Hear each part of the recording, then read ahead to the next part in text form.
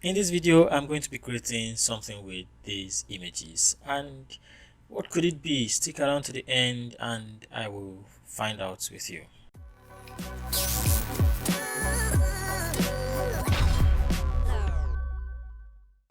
Of course, I'm going to be doing this with the help of my laptop, the internet, and my brain. And my brain is the chief help here. In fact, it makes all the decisions. I don't decide anything. So my brain just chooses to do something and I follow like a slave. But then it's a sad reality and we are gonna enjoy it because the brain knows what the brain knows. So I first of all made a sketch of what I wanted because I don't want to just go onto the internet and blindly pick random images and put myself in a very tight situation. So I made a sketch of what I wanted. I wanted to create um, the model in a grassland, but then standing behind a concrete wall or door frame, and then there are wooden fences. That is not realistic. Concrete frame and wooden fences. Well, the title of this video is creating the unrealistics, and yeah, we are going to go as far as the imagination can catch. And then in the background of the subject, we have mountains. Of course, what is photo manipulation without mountains? Mountains and more mountains, and then something weird, a flying horse. It's called a Pegasus in Greek mythology, and that was what I got. Yeah, a flying horse. On the other side of the image, a floating cow. Yes, you heard me right, a floating cow. So I just after the sketch, I decided to go on and find them on the internet and hoping to find them all. If not, this video will not be successful. When I was done with the scouting and browsing and finding the images, I started by first bringing the model into the shoot. No, I brought the model into the Photoshop document, whatever, and then I started separating her from the background because, of course, we are not going to be using this background. She isn't, and I do that using the is that the polygonal marquee tool or polygonal selection tool? I don't know which one it is called, but yeah, it has polygon in the name, but then that is the one I prefer using over the pen tool. And if you want to know why, I will tell you one day. But then I sped this art up because there is no time to waste time.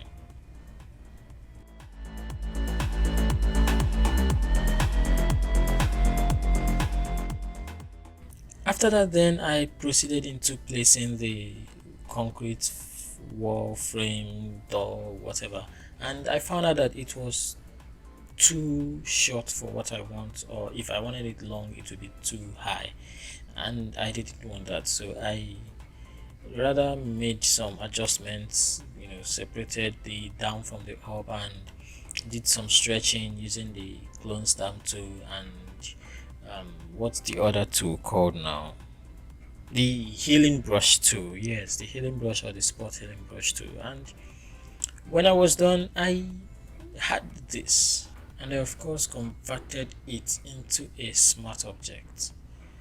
Later I went on to the fences, so I brought this first frame and just aligned it and kept it there. But then I tried creating another fence using this one, and yeah, it looks good, but back then I felt it wasn't just what I wanted. So after some editing and taking away the background, because it is not a PNG image unlike the other fence, I ended up not using it because I just didn't like how it felt. So I went back to the first one. Looking at this wood, it looks kind of a vectorish stuff. It doesn't look like a natural wood. But then right now, looking at it while watching the video and editing the whole stuff, doing the voiceover, I think it was really kind of good. But that has passed, so I went back to the first fence I placed and arranged them very well. Tried to make it look as if it's really attached into the concrete, because it's possible using the brush tool and the layer mask. I masked out the areas I didn't want and brushed out the areas very well so that it will be precise. And what I did with this grass is simply taking away the background, placing it in the foreground. I didn't take away the background and put the background in the foreground. I meant taking away the background of the grass and placing the grass on the foreground of the image I am creating. And then I also went ahead to make more grass environment and created a background as well. So I'll be back after this first one.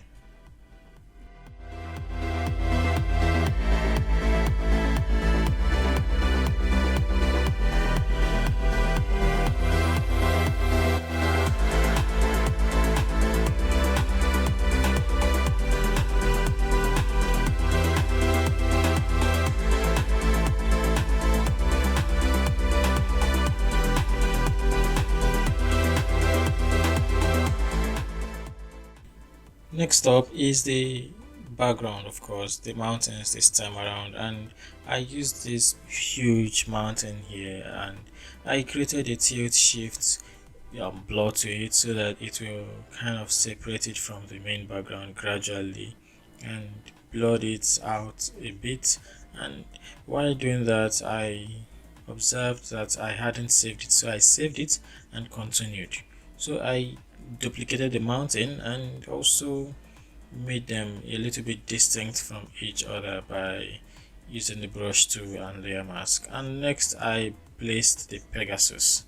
Yes, the Pegasus, the flying horse, the enigma, the man of the show, and what am I even saying? But then I placed the Pegasus, and I really had a little bit of difficulty trying to size it well, deciding if it is going to be standing on the mountain, or if it is then standing on the mountain, why should its wings be spread out? So I hanged it on top and blurred it out a little because it shouldn't be in focus, seeing that the distance it is far. And after that I did some little color adjustments to it to make sure that it blends in perfectly. And when I was done with that, I went on to seek for better places to place it, but when I couldn't find, I took it back to its initial position and brought in the balloons to float the cow. I needed a black balloon, and what other better way to do it than to do it in Photoshop.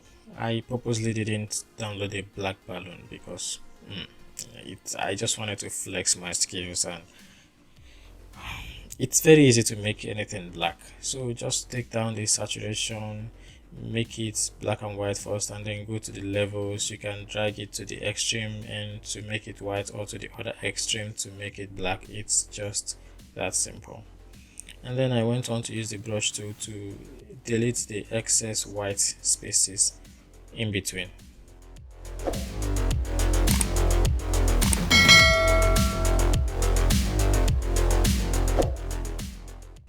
And after that I proceeded to bringing in the car, and you would wonder, oh, the car already has a wing, so why don't you just use it with a wing? And I'm like, no, that is not what I wanted. I wanted a cow that does not have a wing but is floating on helium balloons.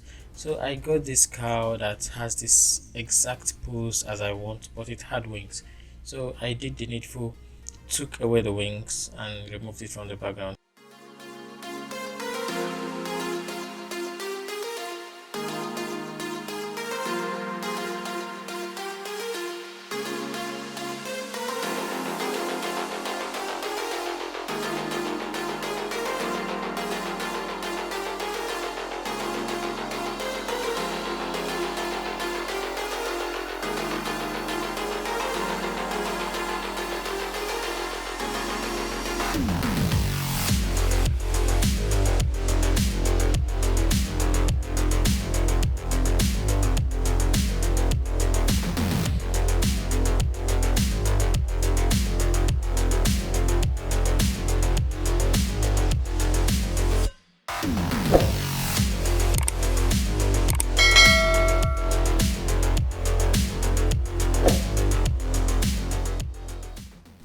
After that, it was the placement of the balloon with the cow, and that must be done precisely.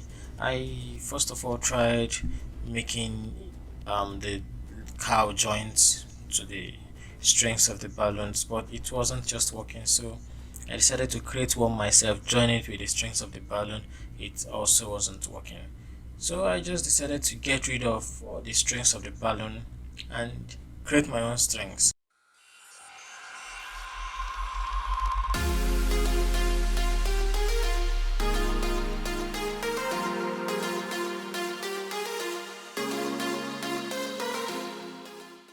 And then I also brought a leather attachment that the cow was going to wear, and somehow found a way to wrap it around the cow and made the attachment strong so that it would be like the balloon was attached to the belt, and the belt was worn on the cow and the cow lift off. What I did with this grass is basically what everyone expects me to do: take away the background, place it in the foreground, and create a background, and also create a focal area and a focus point with the remaining part of the image. So that is what I did in this composition: the foreground first, and some brushes here and there and adjustments, making it look good, and then created a focal area and the background as well.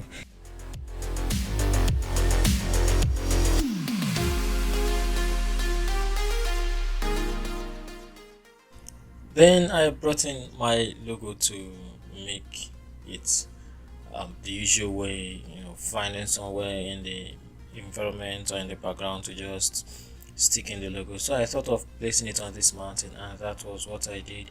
I adjusted it to perspective at first, and then I started changing a lot on it.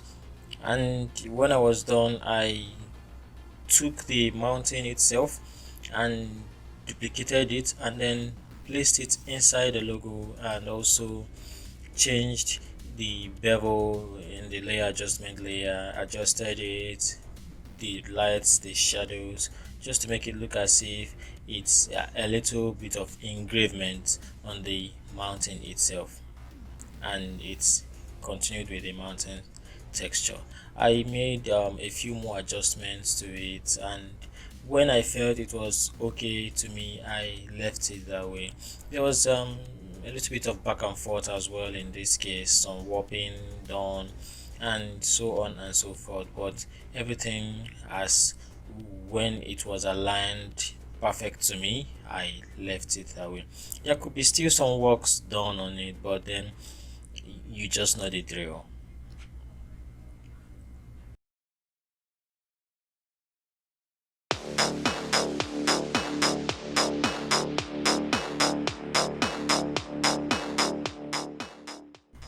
While on it, I realized that I hadn't blurred out the cow a little so that it will match up with the background.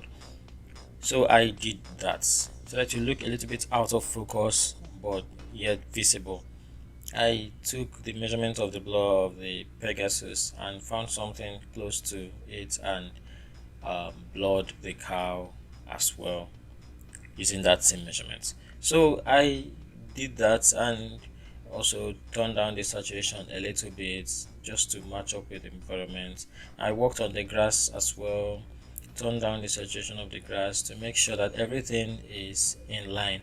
I didn't want to make this a very well saturated design because I will still touch it in camera raw. Next, I went into the smart object and added some realism, shadows and highlights to where necessary. Owing to the fact that light is coming from a particular direction, that means the shadow will be in the opposite direction.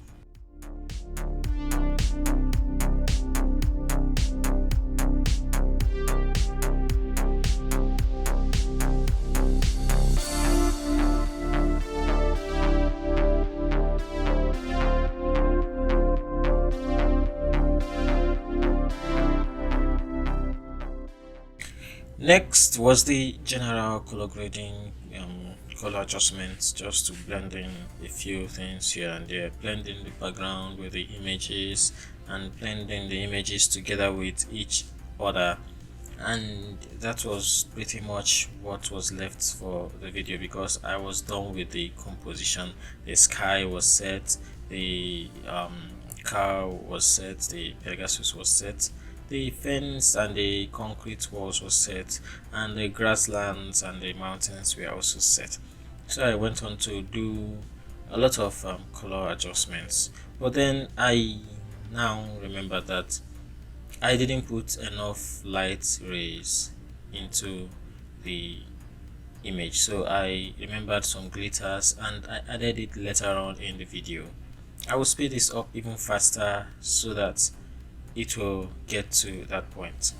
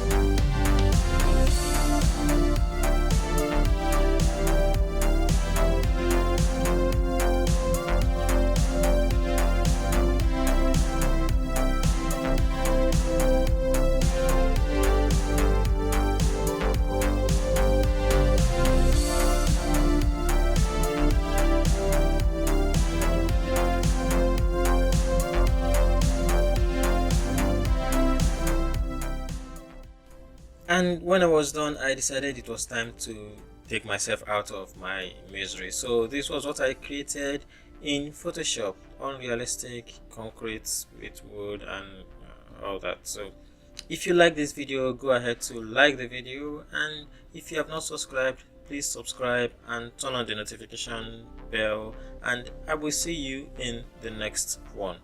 Goodbye.